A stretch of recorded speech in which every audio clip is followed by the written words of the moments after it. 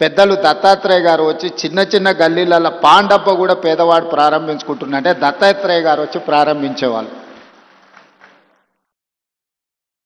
ఇదే నాకు వారితో ఉన్న 40 సంవత్సరాల అనుబంధంలో 40 సంవత్సరాల నుంచి దత్తాత్రేయ గారిని చాలా దగ్గరగా నేను వారిని చూస్తున్నా.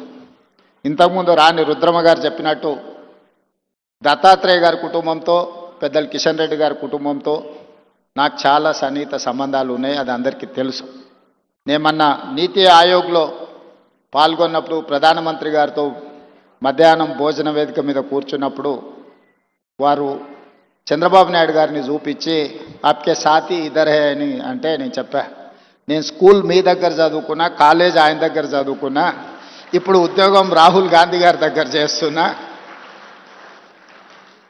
సో నాకు మీ దాంట్లో కూడా అందరితో పరిచయం ఉందని, ముఖ్యంగా ఈ వేదిక మీద ఉన్న ఇంతకుముందు శ్రీనివాస్ వర్మ గారు చెప్పినారు భారతీయ జనతా పార్టీ రాష్ట్ర అధ్యక్షుల గురించి. ఆ రాష్ట్ర అధ్యక్షులు అందరితో నాకు సన్నిహిత సంబంధాలు ఉండేవి. ఇప్పుడు సరే రాజకీయంగా భిన్న ప్రయాణం, కానీ వ్యక్తిగత సంబంధాలలో ఎప్పుడూ లోపం కానీ ఎప్పుడూ ఆ సంబంధాల విషయంలో దాచిపెట్టాలన్న ఆలోచన కానీ చేయలేదు. ఎందుకు అంటే వారందరితో నాకున్న ప్రత్యేకమైన అనుబంధం. ఈరోజు తెలంగాణ రాష్ట్ర ముఖ్యమంత్రిగా మా మంత్రివర్గ విస్తరణ కార్యక్రమం ఉన్న మంత్రివర్గ విస్తరణ కార్యక్రమం చూసుకొని మంత్రివర్గ ప్రమాణ స్వీకారం చేసిన మా మంత్రులను కూడా మళ్ళీ రేపు కలుద్దాము. నాకు గవర్నర్ గారికి ఇద్దరికీ దత్తాత్రేయ గారి పుస్తకావిష్కరణ కార్యక్రమం ఉన్నది, అక్కడికి వెళ్ళాల్సిందే అని చెప్పి సరాసరి గవర్నర్ భవన్ నుంచి గవర్నర్ దత్తాత్రేయ గారి పుస్తకావిష్కరణకు రావడం జరిగింది. ఈరోజు రాజకీయాలలో ఒక్కసారి కార్పొరేటరు కౌన్సిలర్ అయితేనే వాళ్ళ జీవన శైలి విధానంలో చాలా మార్పు, ప్రజల సంబంధాలలో ఒక భిన్నత్వాన్ని ప్రదర్శించే పరిస్థితులు ఉన్నాయి. కానీ దత్తాత్రేయ గారిని చూసి నేర్చుకోవాలి.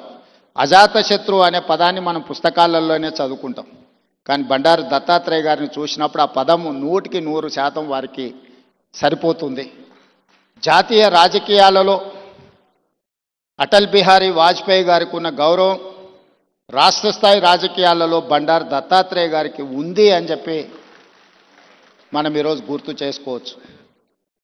అటల్ బిహారీ వాజ్పేయి గారు ప్రతిపక్షంలో ఉన్న, ప్రధానమంత్రిగా ఉన్న, పార్లమెంట్ సభ్యుడిగా ఉన్న, ఎన్నికల్లో ఓడిపోయినప్పుడు కూడా అటల్ బిహారీ వాజ్పేయి గారి గౌరవం ఎప్పుడూ తగ్గలేదు. పదవులతో వారి గౌరవం పెరగడం, పదవి లేకపోతే వారి గౌరవం తగ్గడం ఏమాత్రం లేదు అని అటల్ బిహారీ వాజ్పేయి గారిని మనం ఏ విధంగా అయితే అనుకుంటామో అదే విధమైన పోలిక పెద్దలు బండారు దత్తాత్రేయ గారికి ఉన్నది. వారు పార్లమెంట్ సభ్యుడిగా ఉన్నా లేకపోయినా, కేంద్ర మంత్రిగా ఉన్నా లేకపోయినా, గవర్నర్గా ఉన్నా లేకపోయినా ఈ తెలంగాణ రాష్ట్రంలో ముఖ్యంగా ఈ జంట నగరాలలో బండారు దత్తాత్రేయ గారిని గౌరవించని రాజకీయ నాయకుడే లేడు, ఏ పార్టీ అయినా అయి ఉండొచ్చు. అదేవిధంగా అలాయ్ బలాయ్ కార్యక్రమం తెలంగాణ రాష్ట్ర సాధనలో కీలక పాత్ర పోషించింది. నాకు తెలిసి 19 సంవత్సరాల నుంచి బండారు దత్తాత్రేయ గారు నిర్వహించే అలాయ్ బలాయ్ కార్యక్రమం తెలంగాణ ఉద్యమానికి ఒక స్ఫూర్తిగా పనిచేసింది. రాజకీయాలలో ఇతర అంశాలలో భిన్నాభిప్రాయాలు ఉండేవాళ్ళు ఒక వేదిక మీదకి ఎప్పుడైనా అరుదుగా కనిపిస్తారంటే అది దత్తాత్రేయ గారు నిర్వహించే అలాయ్ బలాయ్ కార్యక్రమంలో కనిపించేది. ఈరోజు వారి పుస్తకావిష్కరణలో ఈరోజు ఇంతమంది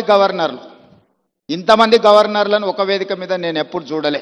ఈరోజు గవర్నర్స్ పరేడ్ లాగా ఉన్నది ఈ వేదిక. అంటే వ్యక్తిగతంగా వారితోనున్న అనుబంధంతోనే వీళ్ళందరూ ఇక్కడికి రావడం జరిగింది. తెలంగాణ రాష్ట్ర ప్రభుత్వంలో కాంగ్రెస్లో ఉన్న మంత్రివర్గం మొత్తం ఇక్కడనే ఉంది. మంత్రివర్గ సమావేశం నేను ఇక్కడనే పెట్టుకోవచ్చు అన్నట్టుగా ఉంది. ఎందుకంటే ఎవరు కూడా దత్తాత్రేయ గారిని భారతీయ జనతా పార్టీ నాయకుడనో లేకపోతే భారతీయ జనతా పార్టీ కార్యక్రమానికి పోతున్న భావన లేదు. ఒక మర్యాద కలిగిన రాజకీయ నాయకుడి కార్యక్రమానికి వెళ్తున్నామని చెప్పి ఈరోజు అందరి వేదిక మీద కనిపించడం జరిగింది. ఏది ఏమైనా వారి ఆత్మకథను, వారి జీవన శైలిని, విధానాన్ని నూతనంగా రాజకీయాలలోకి రావాలనుకున్న వాళ్ళు పరిశీలించవలసిన అవసరం ఉన్నది, నేర్చుకోవాల్సింది చాలా ఉన్నది. మేమందరం, నేనైతే మొదటి నుంచి వారిని దగ్గరగా గమనిస్తున్నా.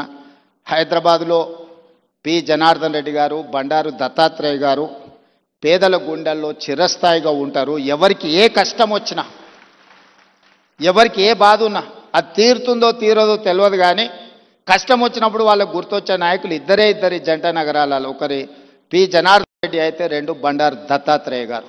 మేము వెళ్ళి చెప్పుకోవచ్చు, మేము కలవచ్చు, మేము ఎప్పుడు వెళ్ళినా నాయకుడు కలుస్తాడు, మా సమస్య వింటాడు, అధికారులకు ఫోన్ చేస్తాడు. ఇంకొక విషయం కూడా తెలియాలి, ఈ కాలంలో ఒక్క లెటర్ మీద సంతకం పెట్టి ఇవ్వాలి అంటే నాయకులు భయపడే పరిస్థితులు. కానీ ఆనాడు దత్తాత్రేయ గారు వందలాది లెటర్లు తిరుపతి దర్శనానికి సంతకాలు పెట్టి మా అందరికి ఇచ్చేటోడు. ఎప్పుడు మా దగ్గర పుస్తకాలు ఎలాగూ ఉండేటి. దత్తాత్రేయ గారు ఎంపీగా సంతకం పెట్టి రైల్వే రిజర్వేషన్ కూడా, ఇప్పుడంటే విమానాలు వచ్చినాయి, కార్లు వచ్చినాయి, ఒకప్పుడు రైల్వే రిజర్వేషన్ అనేది కూడా చాలా ముఖ్యం.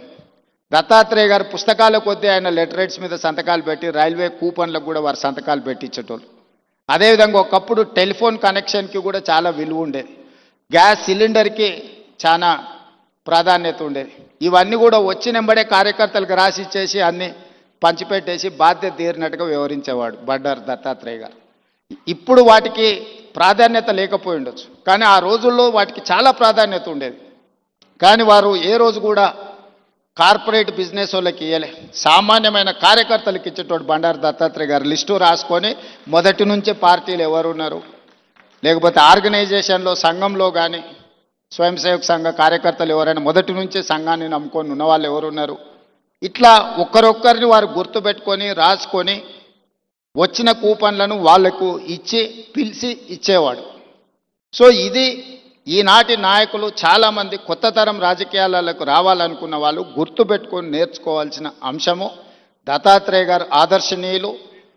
ఇది ముఖస్థుతి కోసమో వేదిక మీద పిలిచిండ్రు కాబట్టి వారిని అభినందించడానికో మాట్లాడుతున్న విషయం కాదు, వారు నికార్సుగా పాటిస్తున్న విషయము. అలాంటిది కొత్త తరం రాజకీయ నాయకులు నేర్చుకోవాలి. మేమందరం తీసుకునే నిర్ణయాలలో, మేము ప్రజలను కలిసే విధానంలో తప్పకుండా దత్తాత్రేయ గారు, పి జనార్దన్ రెడ్డి గారి స్ఫూర్తి మా నిర్ణయాలలో ఉంటుంది.